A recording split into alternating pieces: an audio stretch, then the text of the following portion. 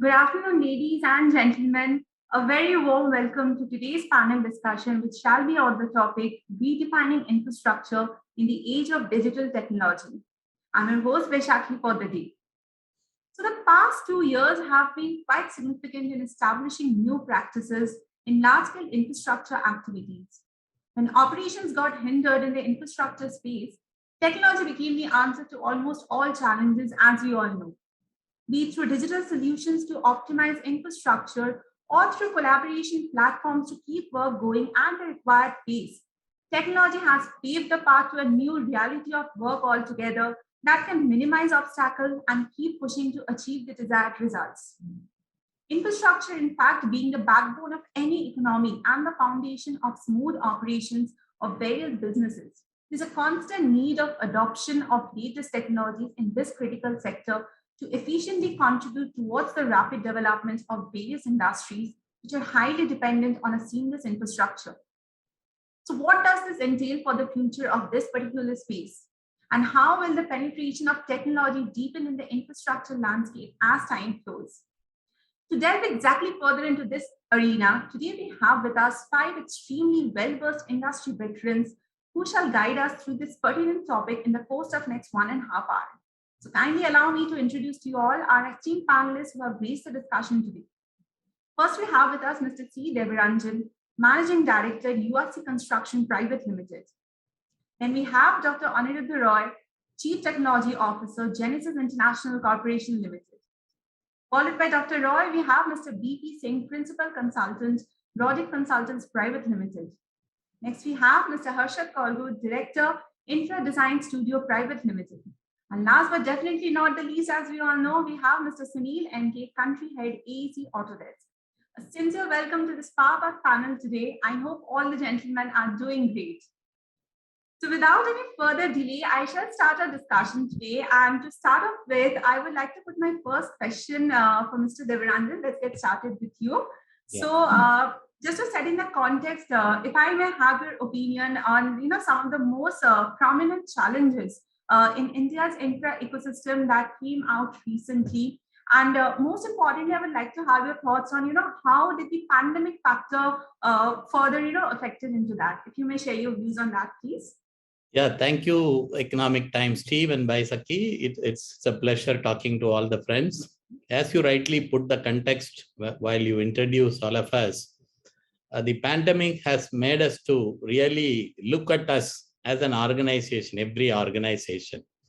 Like we are pushed or we are forced to operate from home, but the projects were on, people were staying at site. And there was a big challenge for the migrant workers and the way we engage them and the way we take care of them.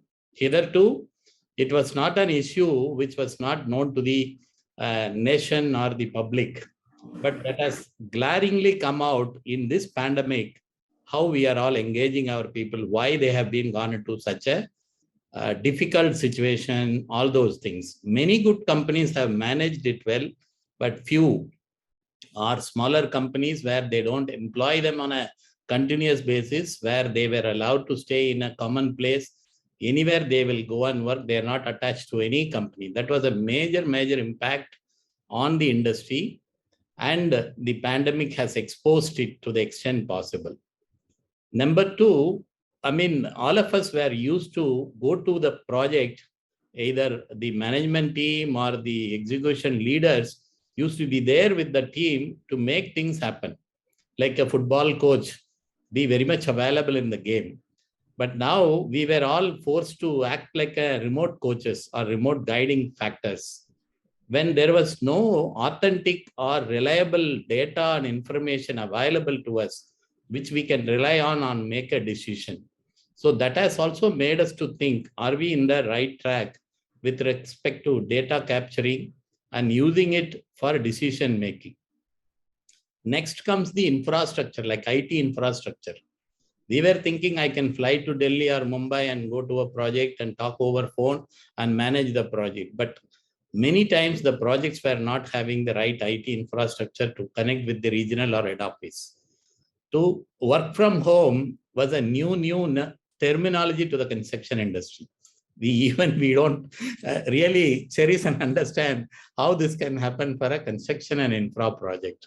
So we need to, unless I listen to the noise of the project, my mind and body will not work. That's the kind of legacy we were all having. Now this pandemic has forced us to look at things in a different way. See, it has made us to think a company like Siemens or other multinational company can operate all over the world without even, we do not know who the management is.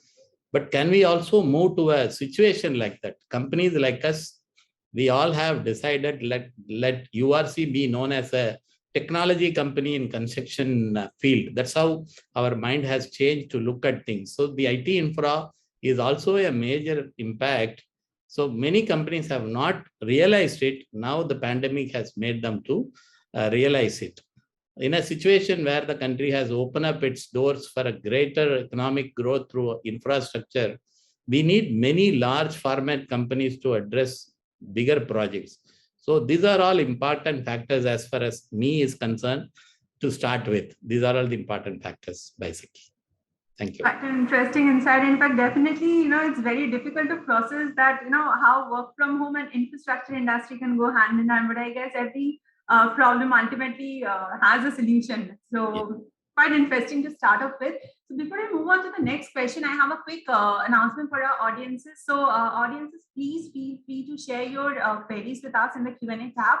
And at the end of the panel discussion, we'll pick up the questions from the queries that you have been sharing, and we'll present it to all the panelists, for answering your queries.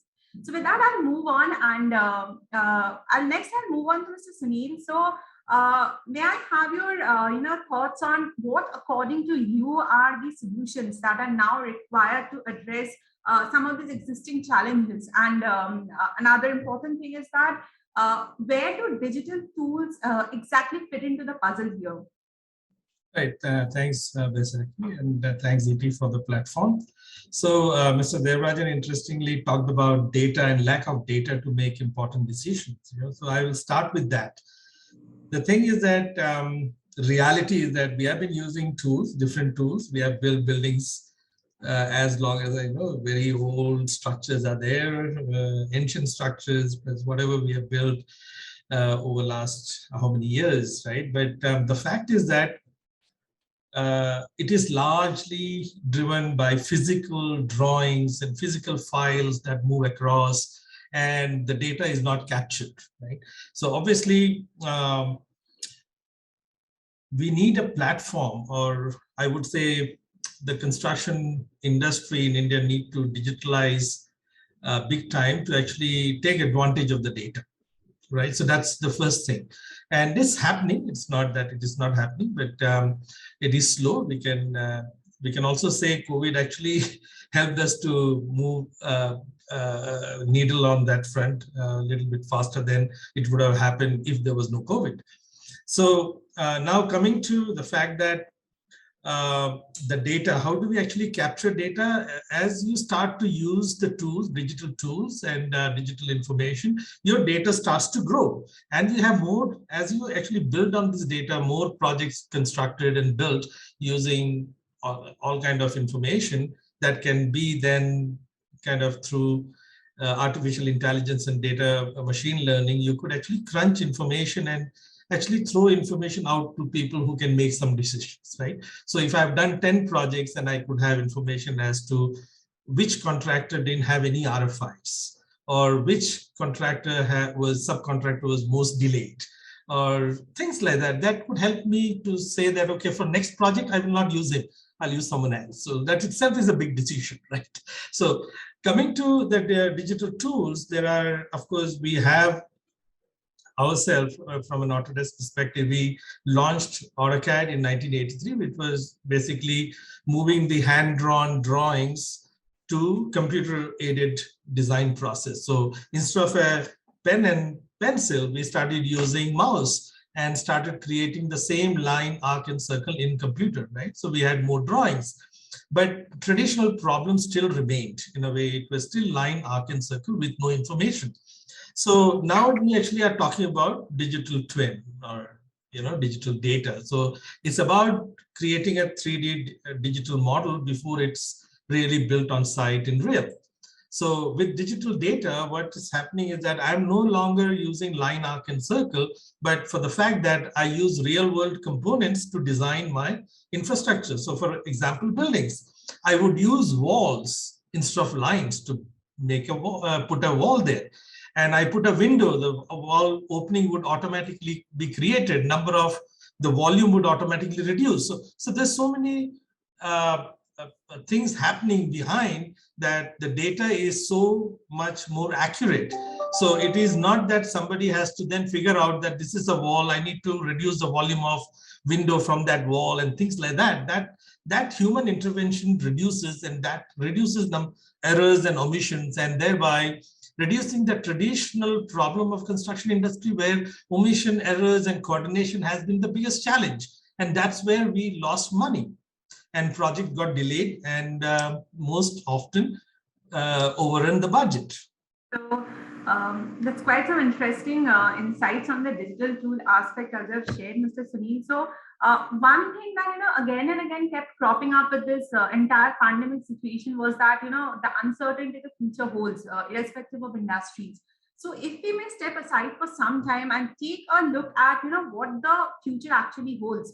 So, Mr. Devanandan, would you like to share your thoughts on what are some of the future projections for the infra industry in India? And how much of a difference, are digital innovations poised to make to that? So what's your take on that? Yeah, once again, see, it is something like the $1 trillion to be invested over the 5 years. The Gati Shakti has been given. I mean, we come to, see 1,000 kind of crore projects regularly.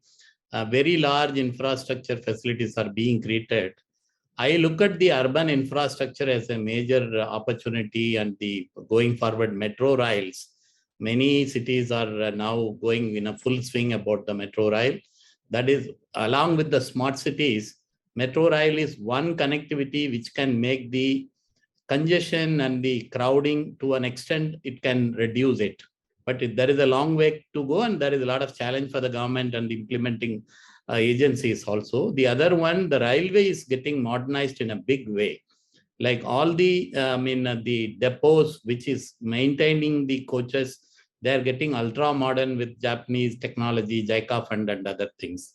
National highway, we listen to Ms. Nitin Gadkari, how they are going to do it. And there are highways crossing the forest without affecting the ecosystem of the forest and all those things. So now India is looking at, we are in no way inferior to anybody in the world with respect to technology, using equipments and other things. So this, in my opinion, I feel this coming 10, 15 years are going to be the period for all the infra construction industries, and also for the nation to really make the world understand us in a different way. So we all have to raise up to that as a community, the construction ecosystem community, be it the technology providers or be it the solution providers or the designers or the owners who are coming out with projects. All of us should sensitize us towards it. That's how I look at the future for this industry and future for the nation. All the states are competing with each other. We are inviting many foreign companies or Indian conglomerates to invest heavily with a lot of industries, because the other important factor is the demographic dividend. How are we going to address the job requirement of all these people in a better way? Not like no more we can exploit them or we can look at them small or something like that. They are all exposed well, so they want a better relationship and better engagement model. So the technology driven, at the same time practically oriented approach can make a big difference to the future. That's how I look at it. Without debating from this particular angle, if I may ask Mr. Singh now to add on to what's already we have been hearing so far, if you could top up that further with your thoughts on some of the most potent technologies to aid construction and briefly their use cases in the infrastructure domain. So if you could elaborate on that.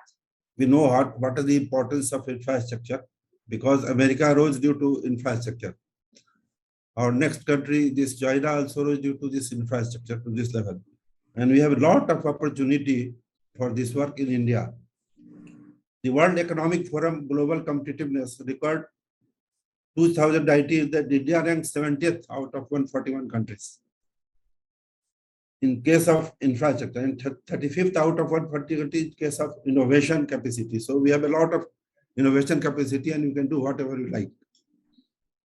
So there is a huge gap required to be filled by raising our capital expenditure on infrastructure.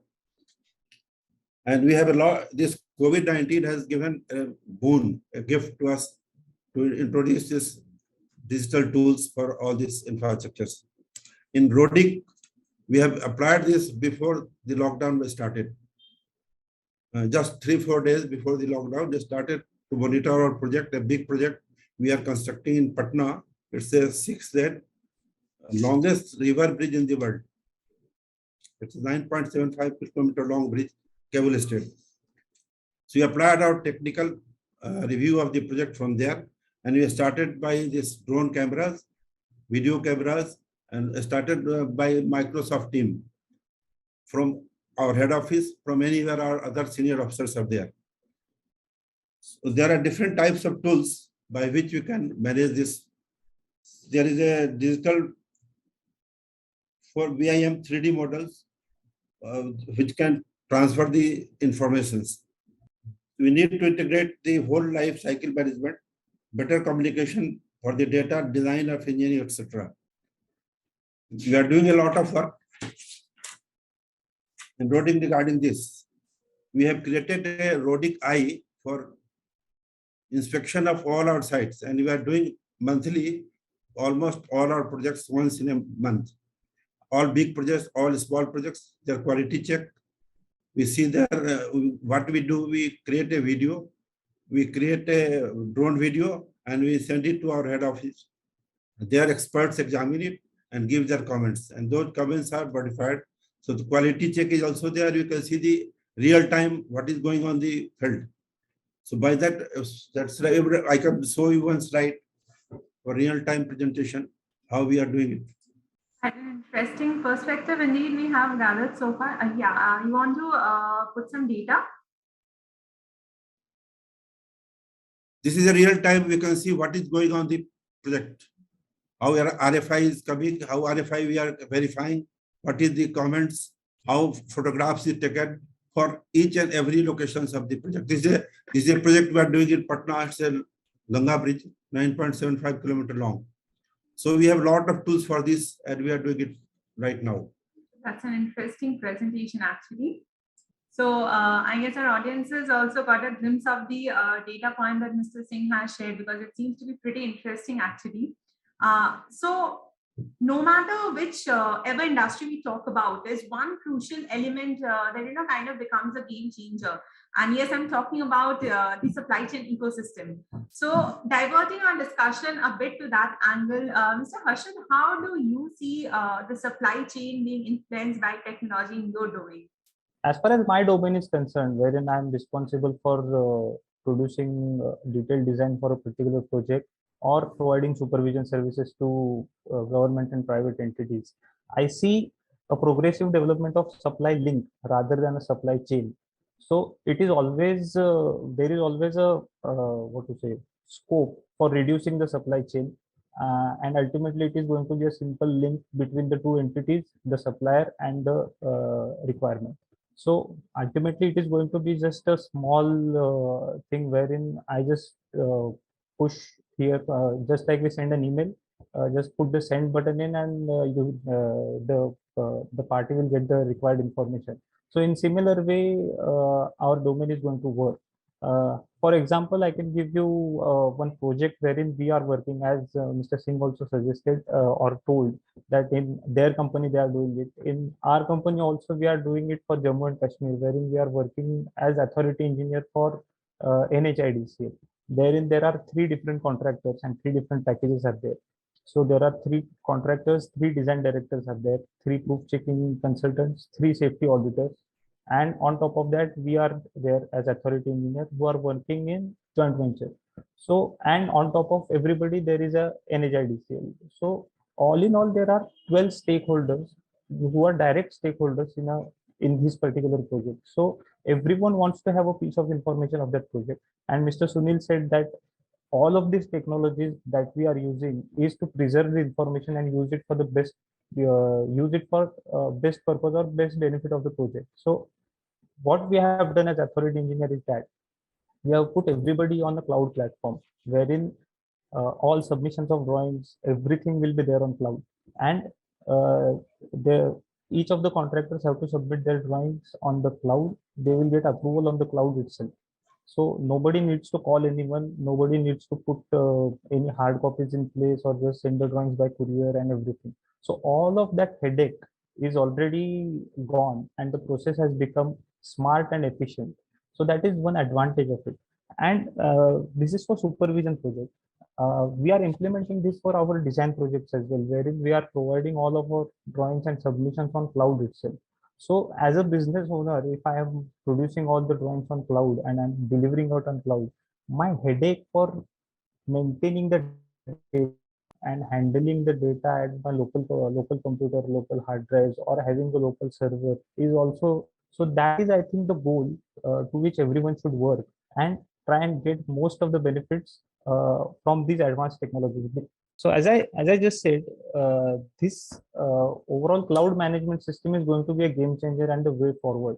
So every company is ultimately going to adopt this way of working in near future, or maybe they have adopted because of COVID. So as other panelists said, because of COVID, everything has kind of shifted backwards. Maybe this would have happened in 2025 or something like that if COVID was not there.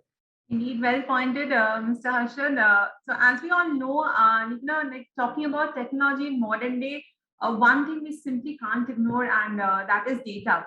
So my next question is for Mr. Aniruddha. So what level of involvement has data analytics seen in the infra business today? Would love to hear your thoughts on that. Okay, thanks, Vaishakhi. I think what is more important, let us first see the stages of any infrastructure project. So we go through primarily the planning stage, then we go for the design stage, then we do the construction and the project monitoring, followed by the operations and maintenance. Now, when we go to the planning stage, there are two kinds of projects. Either it is a greenfield project or it is a brownfield project. Now, typically, if you see the data, earlier, as my co-panelist Sunil has already mentioned, that it was largely into the paper form. Now, over a period of time, things started getting digitized, and we see now digital data is prevalent all over. Now, once this digital data is there, the delay in all the infrastructure projects were primarily around the DPR, creation of the DPR. And it has been found that the routine conventional method of the surveys which are being carried out in the large infrastructure project is the main cause of the project delays. So of late, various construction projects, the end users, they felt, why not to use the modern technologies rather than total station and DGPS? And that is where the advent of drone we are leveraging. The satellite data, which used to be of quite small resolution, now we have got a very large resolution. So we have got a very fine data available with us. We also do have a lot of sensor data available. So from the planning till designing the analytics, whether it is done at the contractor level or the EPC contractors level, or whether it is to showing to the external world, to the clients. Either way, we see there is a big change. The designing software, which was largely on premises, we can also see majority of them coming into the cloud environment. And that is how the collaborative environment has been enabled. So different users within the contractor side, they can participate in a very collaborative mode. And the most important part in any of the infrastructure project, that if you cannot measure, you cannot manage. The first and important part is the measurement. Once you do the measurement, followed by the analytics and simulation. So it is very important that each of the stages now, because we do have the increased bandwidth available, we do have the processing computer powers. That's why a lot of enhancement on this, these digital technologies as far as the analytics is concerned, that has come to a lot of advancement now. If I stay on the same line and if I may ask Mr. Sunil once again to further share your views on the capability of modern technologies, speaking about digital twins, simulation, and AI in reshaping the infrastructure ecosystem. So, what would be your thoughts on that? Right. See, technologies have come a long way. I think technology is ready, and I think a lot of companies today, you heard, they are using technology to deliver largest projects. In a way, BIM definitely is becoming the foundation of design data, building information modeling, right? So you build digital asset, digital data, and once you actually start designing from the consultant side, whether it is engineers, architects, and all, then at the construction level, you add more information, and as it gets complete, you have a digital asset that has all the information of the project right from beginning to the end, right? So if I'm an architect by training, for example, I put a wall at the design stage as an architect, but during construction, it is a brick wall or a concrete wall, the plastering, the paint finish, all of that information goes into the model.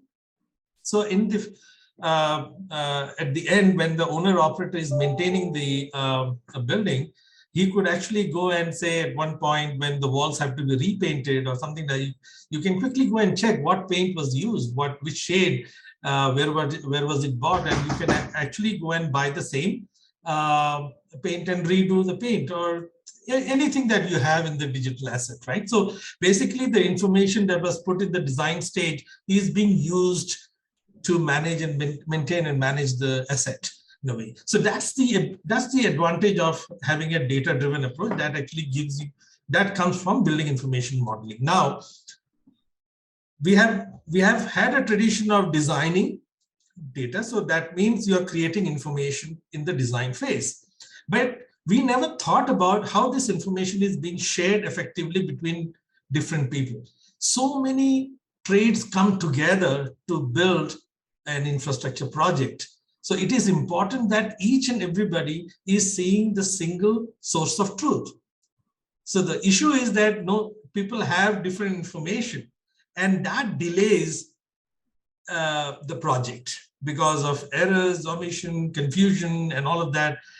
So with the cloud technology, when Mr. Harshad talked about that, you have a cloud platform. Many cloud platforms are available. We have a technology. People can go to the website and look at that. You actually put all the digital information on the cloud, and you share it with your different people that come together to build the project. They see only the latest information. You capture the interaction. You capture all the things that happen in the project, who made decision. And even after 10 years, you could actually go back and look at the information as to who made that decision. If there is a litigation, you can have data that actually support or don't support that litigation process, right? Because people come and leave organization. You don't have, so the information are not saved. That means later you could have a lot of problems. So with cloud platform, that is very much a given thing that you can do. So digital asset, digital twin, whatever there are different names and things people talk about. So right now we talk about digital twin is actually an amalgamation or a complete set of information about the project, a digital asset. And that can be used in various ways as you have a lot of information.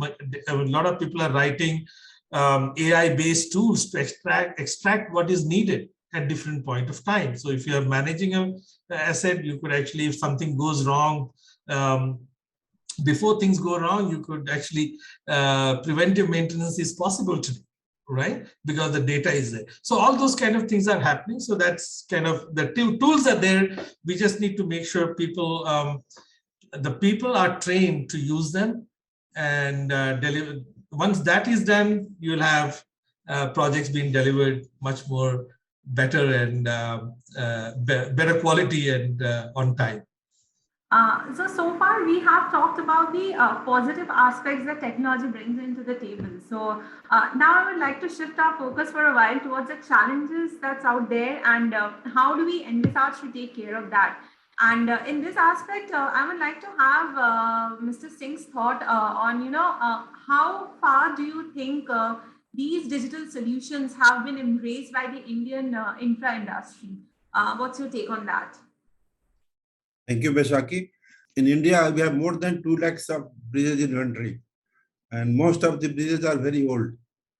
And we need to check up their health, and by these digital tools, you can monitor all health of all the bridges, and you can know how to take care of all those bridges.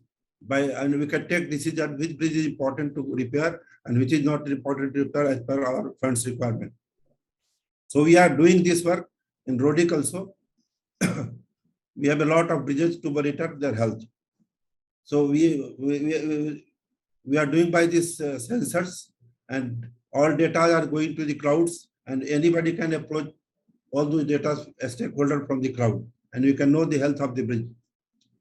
And also the current work which we are doing, we can have a check all types of work. We can have the PSA data, all the documents right from the bridge inventory, bridge design to bridge completion. We can have and check by a click of a mouse. So that is also very important for current work as well as the health monitoring of the bridges. As we know, most of the bridges, you must have heard, most of the bridges are failing after 2 months, 3 months of inauguration or before that. So this is very important for the structures which we are investing a lot of money. Some really good points that you have touched upon. And so parallelly, if we talk about the level of penetration in current times, so I would once again go back to Mr. Anirudh. So what do you think, where is the dearth of tech penetration today in infra? And most importantly, what could be the key causes for this dearth? Okay, so if I may put across the root cause, there we see there is a reluctance to change the practices. Many people, they are very comfortable doing the conventional way of doing the things. So that change management has to happen. So one aspect is the skilling. It is very important that individual companies, individual consultants, and government has put up and set up a framework that the skilling needs to be done, because if our youths, they're passing out from the engineering colleges, if they are not adequately skilled with the current technologies, they cannot effectively contribute. Second aspect, and I'm putting it across very straight, that when we go for a very competitive bidding in the process, there is always a probability that the least cost is always being preferred. And then there is a resistance of many people. They do not understand the value which the technology actually brings in over a longer run. So a conventional practices and the traditional technologies have been put, which often prohibits to put the modern technologies in place. So what you actually see when you invest in the technology, perhaps the initial cost will go a little higher, but over a longer period, it is going to give a huge return on the investment. So technology part, when I say the dearth part of it, is that knowledge base, the skilling, and also, see, I very strongly feel that whenever you are having these kind of projects, 4 or 5 things are very important. Number one is that you should have the software in the digital environment, which is available.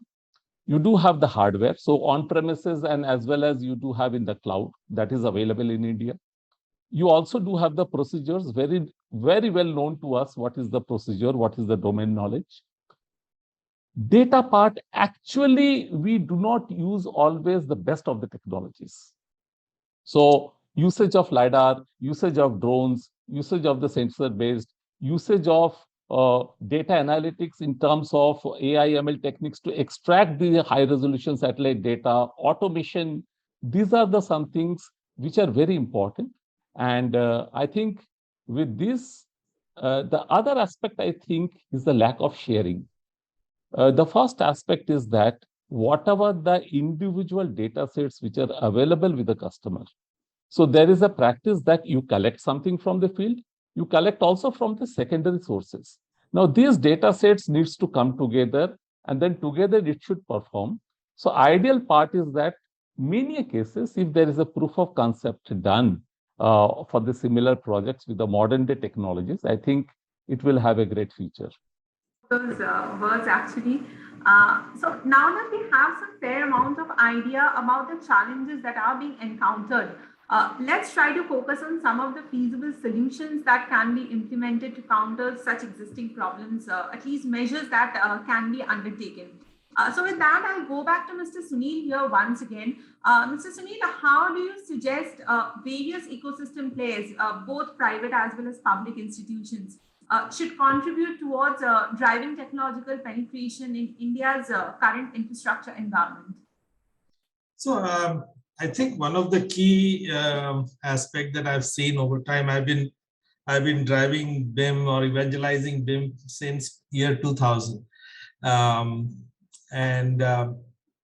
What I have seen, Visakhi, is that government mandates play an important role, right, on usage of technology for projects. It's all about optimization when it comes to delivering project, optimization of material, cost, labor, blah, blah, blah, all kind of things. So that can happen with technology, right? Any technology, even a smartphone that you use on a daily basis, improves your productivity by 20%, right? So if we use digital tool in construction, definitely it will give you a productivity increase of at least more than 10% minimum, right? And I think it can go up to as high as 20%. And Mr. Devarajan also spoke about investment in infrastructure project. Openly, Modi government is definitely investing a lot of money, almost close to $1.5 trillion. Imagine 20% improvement in productivity would be almost 0.3 trillion on the table, right? With the efficiency that brings in. And that would be enough money, as Dr. Anirudh said, to actually train the people in this industry. So effectively, the money can come to the table from use of digital tools, right? So that the entire ecosystem can be built so that we can actually deliver all these projects much faster. We cannot afford to do the same thing that we have been doing for the last 20 years to deliver these $1.5 trillion projects. We need to change. The entire industry needs to change, right? So it is actually about an integration between different trades that need to come in. People are all working in silos. I have seen in my career people, even in my projects when I was working as an architect, material is there, labor is not there. Labor is there, material is not there. And so much of coordination problems, right? All that can go away. Our projects, delivery methodologies, all, if we actually use technology, can become so smooth and give you better ROI across. So I think government need to actually come in as a partner to actually have a policy around technology for construction industry. It is an important aspect. Just by saying the projects need to finish by this deadline doesn't happen.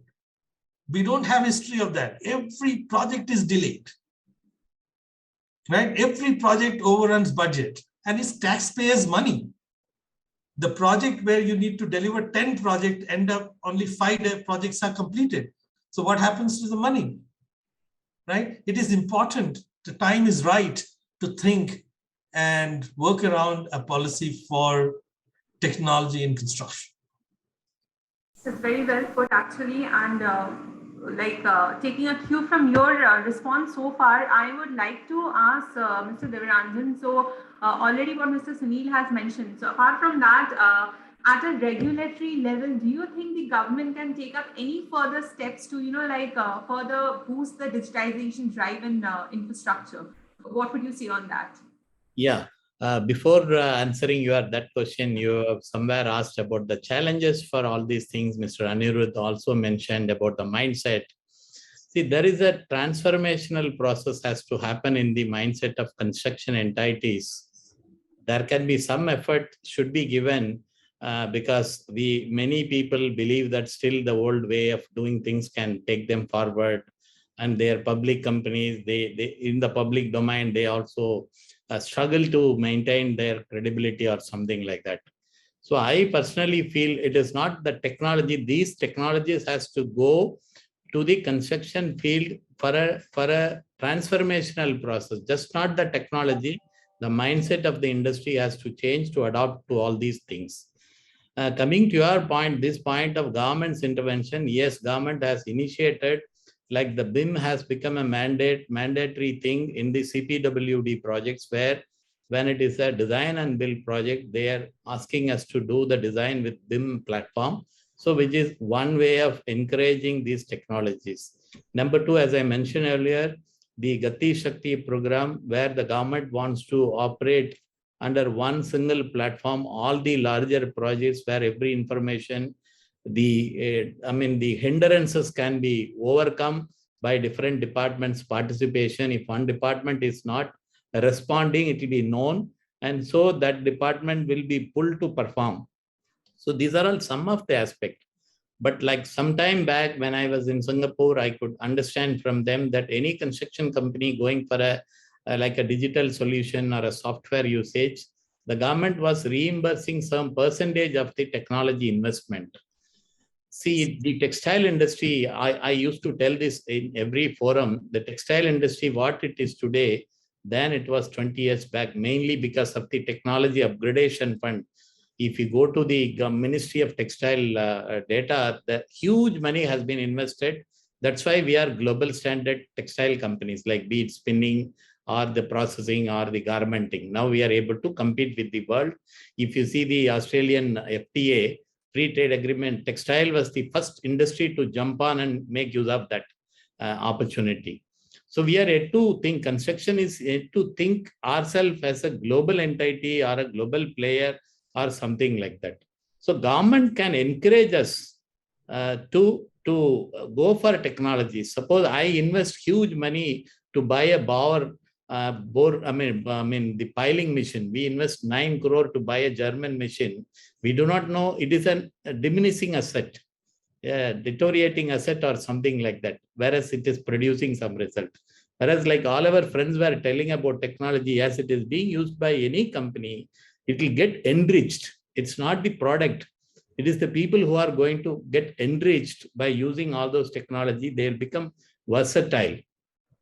How all this food industry and other things have become so comfortable, Zomato or whatever it is, all of us have become very familiar with smaller things. If the same situation comes to the projects, is everybody, even we need to encourage our team of people in the industry to continue in our industry with technology alone, because every youngster wants to become a tech-savvy person when they are working in a company or in any industry. So that is also one responsibility. More than going to the colleges, the existing practicing professionals in all the companies have to be raised with some kind of a technological orientation, and there can be many such discussions what we are doing today to make it as a big important thing. How could we all become familiar with GST? 1,41,000 crore, just like that had come. Not by one day. Heavy, effort has been made. On 31st night, 12 o'clock, I could understand what is the revenue my company has got because of GST and TDS, which has been done by the government. Government is faster than us, in fact, if you say. But if we all go and represent, like our good friends who are here, who are veterans in the, be it Autodesk or Genesis, or all of them are veterans, if we go and represent to Niti Aayog about all these wonderful things which can bring difference to the industry. Because the forums like Builders Association or Construction Federation of India, all of us do discuss only the rudimentary routine things of smaller things. Probably I visualize a larger format of thinking process for the industry with some good leaders and some institutions. IIT Chennai is doing a lot of wonderful things. I am part of Institute of Lean Construction Excellence.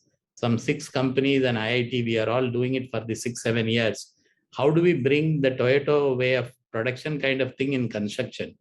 There is a long, it's a long journey for this particular process in the world. India is also adapting to it. We are in no way, reluctant, but at the same time, some effort has to be given by the government. If they insist, like BIM or other things, if they encourage the construction companies of some size with some basic rules and norms, if you fall into this, you will get some assistance. It's not going to be wasted. It will definitely bring the nation better. That's my view and my feeling. Very fairly explained. So far we have tried to touch upon the opportunities that lies ahead of us in the infra space, the challenges that are there, and also the probable solutions that one can think of to take a step in the right direction. And like according to my understanding, there are 3 to 4 points that have been rigorously coming up through our discussion so far. And one is definitely the technology upgradation, the usage of cloud. Third crucial factor is upskilling, definitely. And fourth is most importantly, the mindset and the thought process of the industry. I think, cumulatively, if these 4 factors can be taken care of, it can be a major game changer for this industry. So now that we have nearly come to the end of today's discussion, I have 3 quick questions to summarize our discussion for today and come to some common concluding points.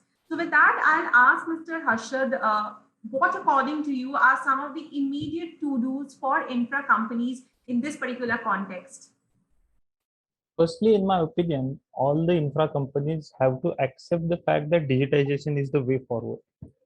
We cannot go ahead with beyond that, because once we accept that, okay, digitization has to be done, then only change will happen. Otherwise, people will keep on going to the conventional technologies.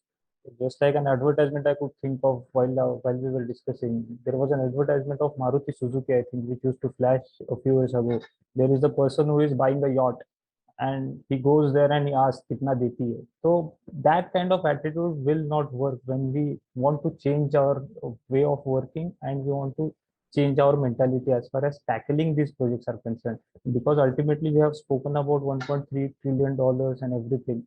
So when we invest huge amount of money in that, we have to invest them responsibly, so that we get the because even let's say I am an engineer, I'm working for my house for earning my bread and butter. Even if I'm spending 100 rupees of my own, I'm thinking whether I'm using it to the best of my using it to the best of my utility or something like that. I will not waste that money. So ultimately, we have to think it on that line only when we are investing so much in the infrastructure. We don't have to waste the money. We have to use it for the better way, and optimal usage is more important. Secondly, I have had an opportunity to work on UK projects as well. As Devarajan sir said that the government entities have to mandate the usage of BIM. As he said, the CPWD projects have been mandating use of BIM and everything. So in UK, there is a specification of BIM level 3. So each and every project which is going to be executed, an infrastructure project, it has to be executed on level 3 BIM platform. So everyone has to follow that. So in similar way, I feel Indian government and the entities which are executing the projects like NHAI, CPWD, NSRDC or whatever, so they will mandate and they will ultimately ask for a BIM model of a project. Ultimately, it is going to happen maybe 3 to 4 years. Government will, as sir also said, government is faster than all of us. So they will already be working on the framework which has to be developed and which has to be mandated in order to produce or in order to develop this project. So ultimately, maybe in 3 to 5 years time, all these projects will have to be developed on BIM level 3 platform. So ultimately, all the infrastructure companies which are currently developing, they will have to churn and they will have to develop their own skills and they will have to develop their own teams in order to develop the projects and in order to follow these procedures. Currently, if we see last decade or so, the mode of project was like BOT or something like that. Now the mode of project has changed to EPC project, so wherein the design has to be done by the contractor only. So people have shifted to that kind of development or that kind of mode of operation. So similar way, once the government says that we have to develop BIM level 3, or BIM level 2 or whatever, the infra companies will always try and go there, but it will take some time. So initially, now we have the technology with us and we have everything in place. So all the companies have to invest now so that when the time comes, they can easily shift to that rather than have a waiting period and then have the complications thereon. It is better just to start now and gradually develop the capability in order to deliver the project in a digital way and in a smarter way. Thank you. Pretty well explained. With that, my next question will be for Mr. Aniruddha. So, if you could kindly share some of the best practices when it comes to technology integration in the existing infra projects. Okay, so quickly, it is begin with the end in mind. And as Sunil has also mentioned, everybody should see in a military terminology we call COP, Common Operating Picture. So everybody see the same truth, you know. So for that, it is very important that if we see that technology has to integrate, different pieces of technologies can be integrated in primarily two ways. It can be in the IT industry. Either it can be integrated at a database level or it can be integrated at the application level. When it comes into the database level, it is very important to have the metadata, the data format, the schema of the things, which should be all standardized. I'll give you a simple example. As Genesis, we have been following up this digital twin concept in the smart cities across the world. We started very carefully. We took up a small pilot in this, in Mumbai for 10 square kilometers in Worli. We tested it successfully in consultation with the line department. 1st December 2021, we as a company, we have launched that for 100 cities of this country, proactively will be investing 500 crore to launch urban special digital twin. And this will be there with a 5 centimeter GSD. That means you will have a very high engineering grade data available for 100 cities, which will be putting as a subscription service as a content program. So LiDAR, optical sensor, everything will be there. So my first best practices, which I suggest, how we have gone through that. We requested Bureau of Indian Standards that we'll be flying a manned aircraft, which will be loaded with a payload of 113 kg payload with optical and LiDAR sensor. So why can't we have a standardized, anybody who would like to fly, they should have a very standardized specification from Bureau of Indian Standards. They have readily agreed. We have formed a committee, and that committee has got members from the academia, from the industry, from the government, and we are almost near completion that what should be the aerial LiDAR standards. So this is the way to go, that if the standardization there, we know all these pieces, all the components, all the building blocks.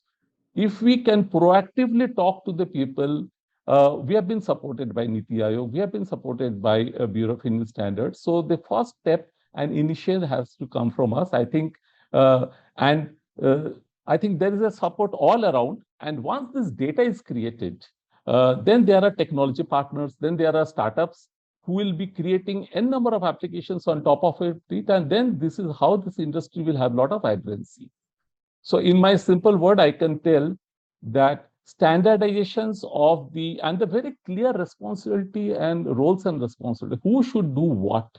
If these are documented, published by the government and adhered with the timelines, I think that is the way to go. Thank you. With that, my final question for today goes out to Mr. Sunil once again. So what's the roadmap for digitization of the infra space from here?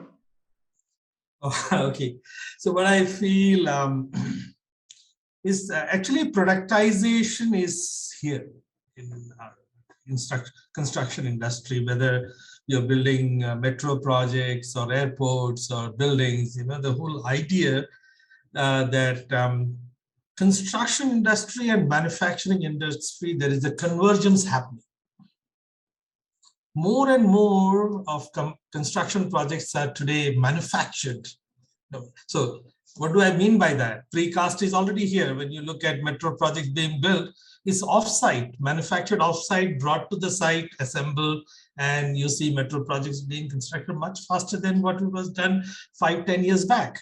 Similarly, if you look at the airports that you travel to, 90% of what you see in the building is manufactured in some factory.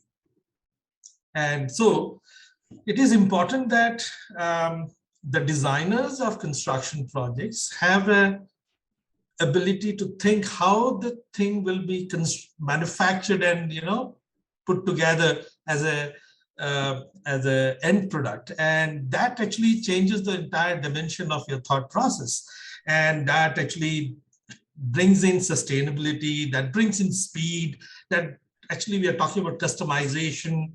And of course, when you do that, you need technology that actually helps you to do all this.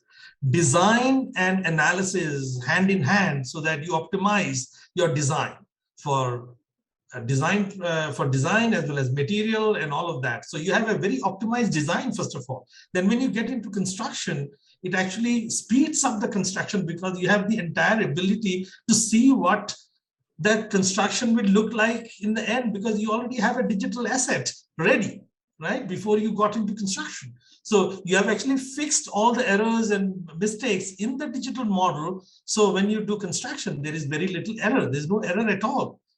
It actually gets constructed as if everybody know their things that they need to do. So that brings to a very important aspect that I talked about, the trades that actually come into play to build the construction project.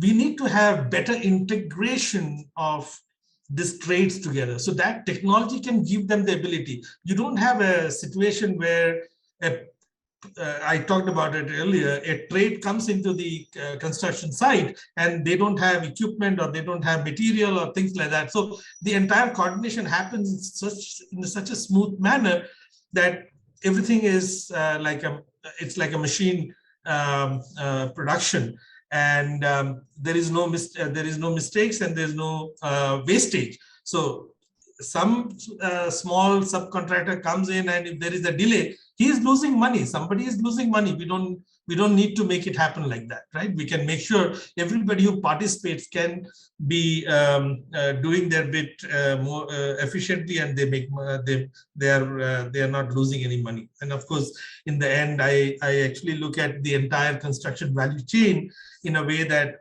we talk about an integrated delivery process through this digital asset. Right from construction, design to construction, and later the asset management. And I think we are in that journey, and I'm very excited with the opportunity that lies ahead of us. And I want to thank everybody, to be a part of this whole process. A very clear landscape you have painted before us, and one thing that comes at the end is that digitization is the way, and no matter what, there is no turning back from that reality. So with that, we come to the end of our today's panel discussion. So before we move on to our Q&A session, because we have quite some questions from our audiences today. So before we move on to our Q&A session, we have a few poll questions for our audiences to gauge your sentiments better regarding today's discussion. So may we have the questions, please?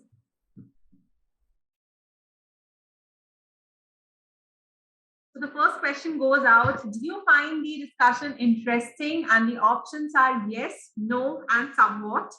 So audiences will be given a couple of seconds to share your answers with us. The next question we have is, what would you more interested in? And the options that you have are digital project delivery from design to site, collaboration, and the third option is model-based design and construction. So once again, audiences are requested to share their views with us. Moving on, if we have the next question, please.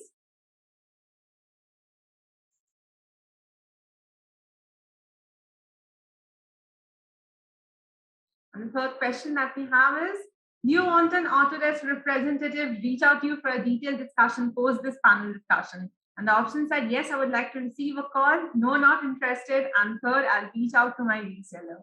So once again, I would request all our audiences to spare a couple of seconds more and share your views with us. And with that, we will now move on to our Q&A session. So I'll keep the questions open for all the panelists. And please feel free to answer, whichever question you think is suitable. So I'll start off with the first question that we have. So this comes from Mr. Avid. What type of digitalization is happening in India? If you could mention some names in the infra space.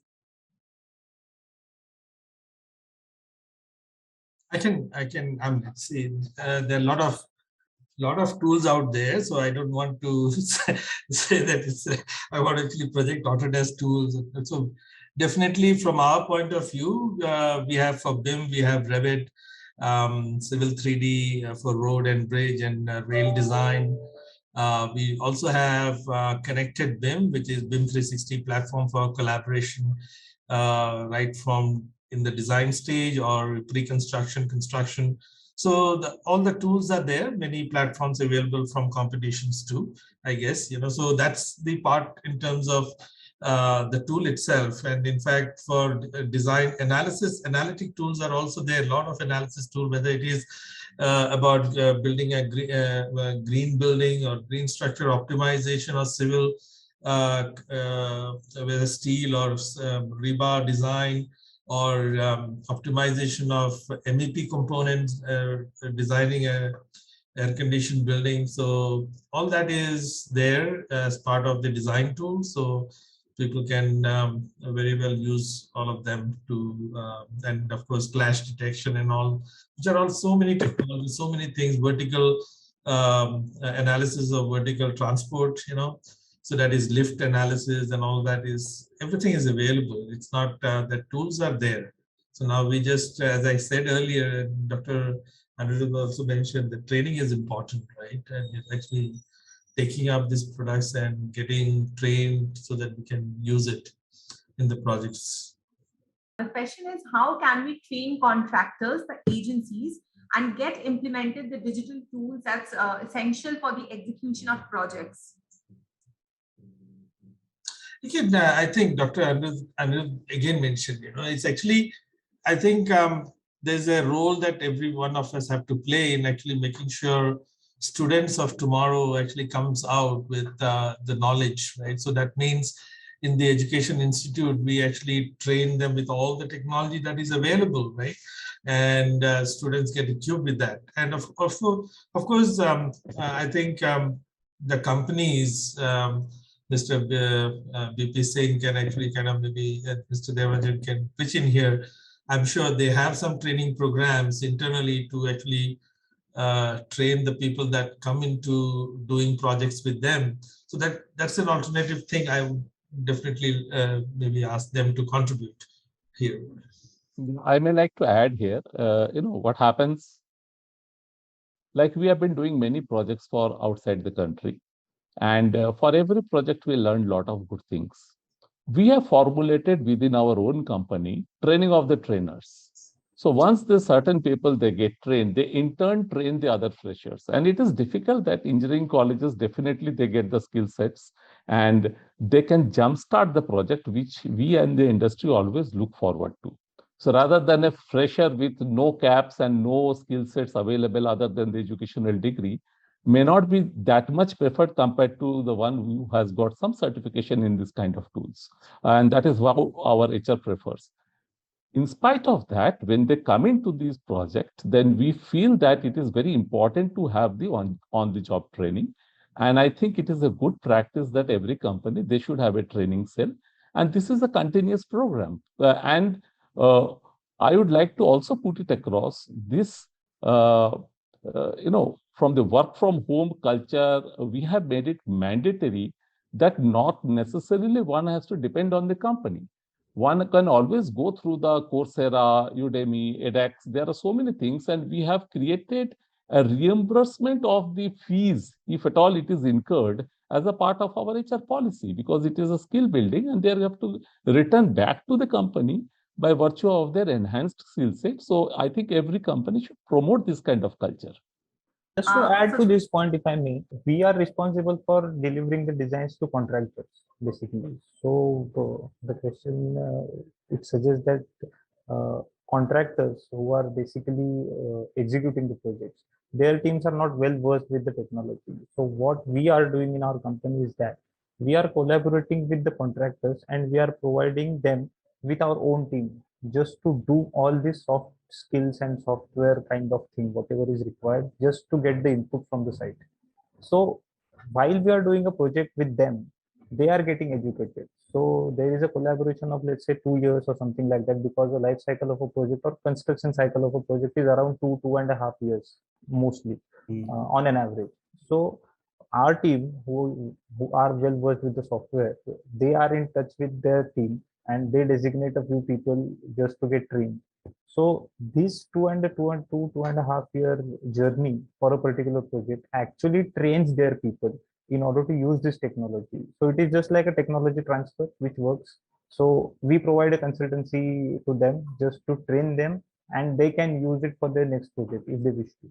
So in that way it works, definitely. So because contractors can have, maybe one of the contractor will have, the owner will have a knowledge or maybe like that, and they can train their team on their own. But in certain cases when such a facility is not available or they are reluctant or whatever, we provide our team in order to train them and just get the things done on site in a digitized way. So that is the way. I want to further. We have a learning and development department in our company, which which every time, every day, 1 hour or 2 hours gives time to learn everybody, or from contractors or from our team, regarding this technology and anything else. We are giving internal trainings, brother, for this. Gentlemen, for sharing your views. So the next question we have is from Mr. Devarajan. So the question goes out: do we also require a decision or a mandate at a political level to break the information silos and bring the consultant, contractor, and authority together, right from the DPR stage, like making 3D model a part of contract agreement? Yeah, see, I've been asked many questions based on the government link. Let me put it that way. I'm part of CII. The policy intervention at CII, ease of doing business, we do had given a lot of information to the system, to the Minister of Finance and other, people. See, at national level, like CPWD or the, the National Highway or railways or this RVNL kind of, who are the majority of the projects are being executed by kind of NBCC kind of people. So it's very heartening, or I am disturbed to say this, but many of the senior people who are in the system, who have crossed 55 or something like that, who are in the helm of the decision-making process, when they want to have a control over the entire operation, not really the control, they want to have their, they want them to be felt in the system, who are not well versed with the, these kind of technologies and other things. Many times, like Dr. Anirudh said, the mindset starts from there. When it is initiated by the managing director and CEO of an organization like that, it gets the right impact. Somebody asked, how do we make the companies to practice? So all these things, probably they need to sensitize themselves. In our company, what we have done in construction, experience is very much needed. But technological oriented youngsters are also very important.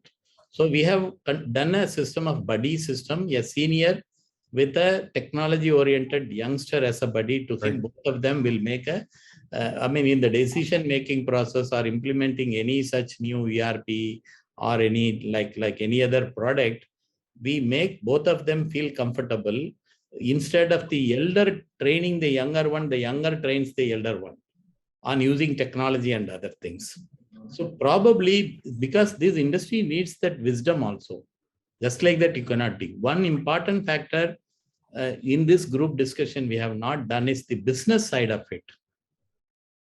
What does all these things make on the business side? There is an EPC, a contract is there, it is a fixed price contract or with some escalation clause, a large format contract. So the numbers, economical numbers also has to be maintained. So all these factors have to be kept in mind, like the enterprise architecture. If the technology people feels like the ERP or something like that, the organization should have enterprise architecture driven product, which can accommodate cloud or anything like ML, AI or whatever it is. So I used to, I mean, in a jocular way, I used to say ML, AI, easily for you to machine learning and artificial intelligence. How do you remember that? MLAI. I'm an MLA or something like that. So some kind of a simpler way to make the people understand, because the other side, if you take any construction entity, in my 2000 staff company, I have 10,000 workers. See, those 10,000 are, I mean, simple, I mean, uneducated or only skilled, but not very tech savvy or something like that. So we are in an environment like that when we go to a project site. So how do we bring all these wonderful things to the project for everybody to feel that it has benefit for them?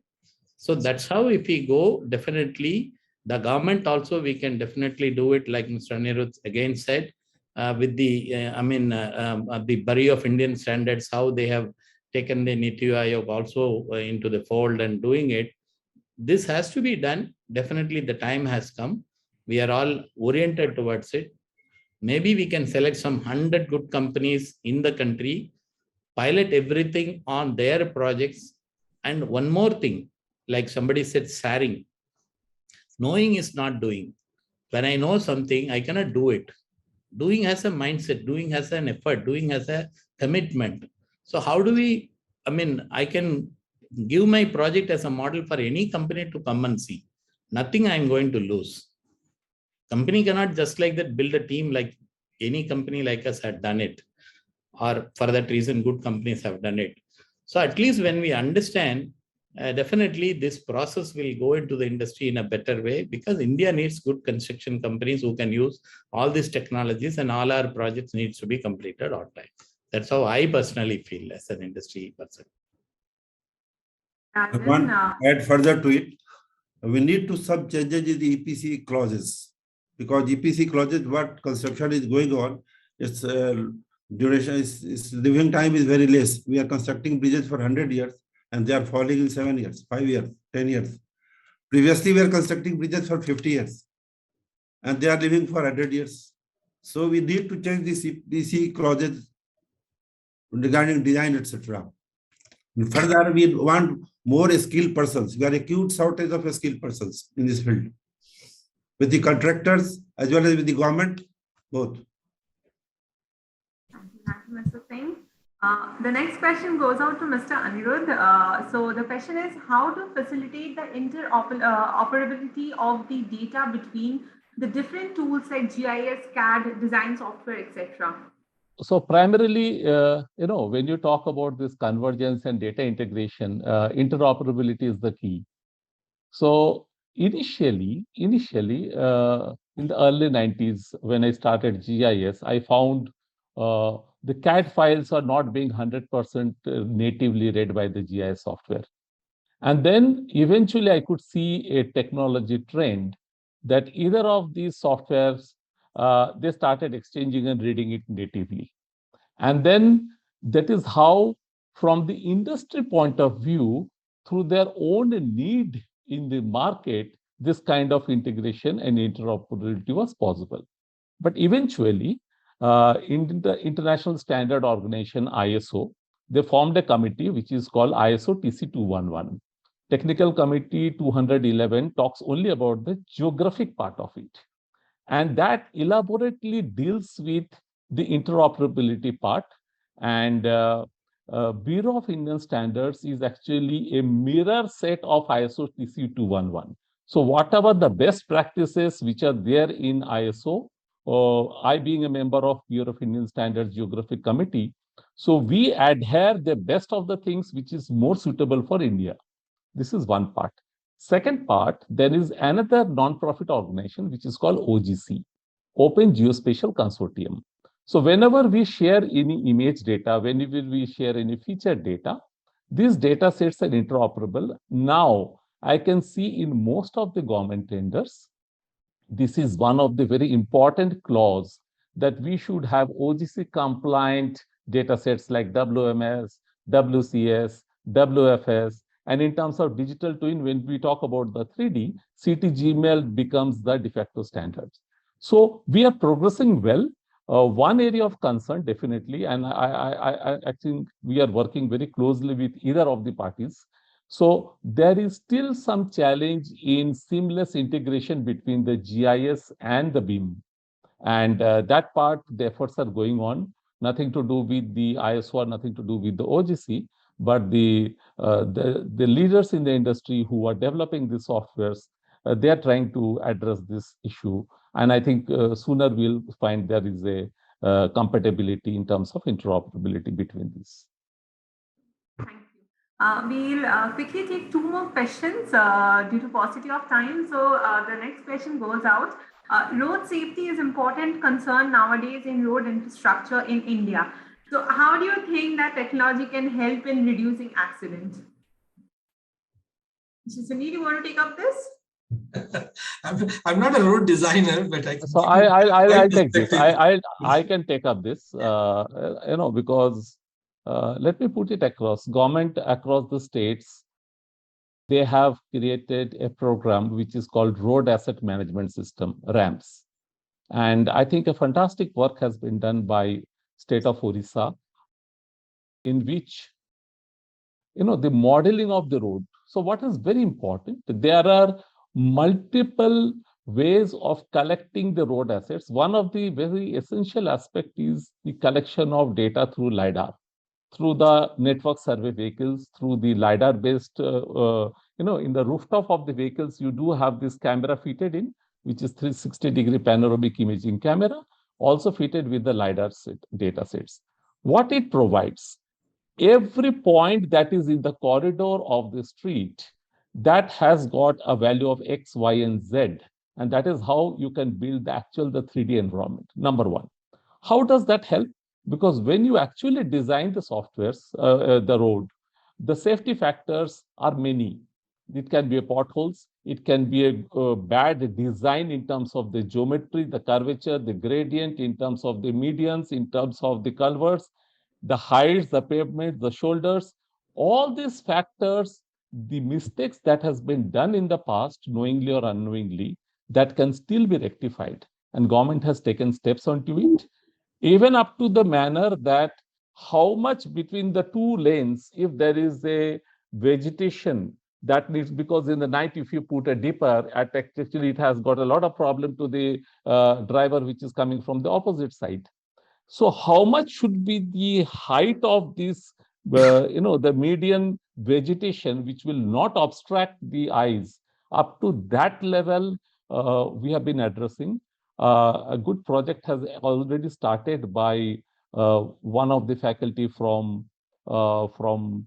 IIT Kanpur, Civil Engineering Department, and also Intel, in collaboration with Central Road Research Institute, they have created a pilot in Nagpur towards this road safety. And we see very optimistically that outputs of that will be of great use to all of us. With that, Mr. Sunil, if I may ask you to, put some closing comments on the overall topic so that, finally we can close the discussion. Thanks, Dasaki. I think Mr. Anirudh, Mr. BP Singh, Mr. Evraj and Harsha spoke, and I think all relevant. And I think everybody is very passionate about this particular industry. I think it's a growth engine for India. In fact, I think we will be one of the top markets where the construction will drive the economy a big time. I think government is also betting on construction segment to actually revival after COVID. So lot of things going good. So I feel good to be in this segment. So right place to be. A lot of good vibes, and I actually want to just leave with positive note that we'll have one of the best infrastructure in the world in coming times, that we can travel in good roads, good metro, and beautiful airports, all of that. So I look forward to that maybe after retirement. Thank you, Mr. Sunil. Definitely got to learn some really interesting points from today's discussion as to how digital technology can help infrastructure companies to imagine, design, and most importantly, create original solutions to the most complex industry challenges.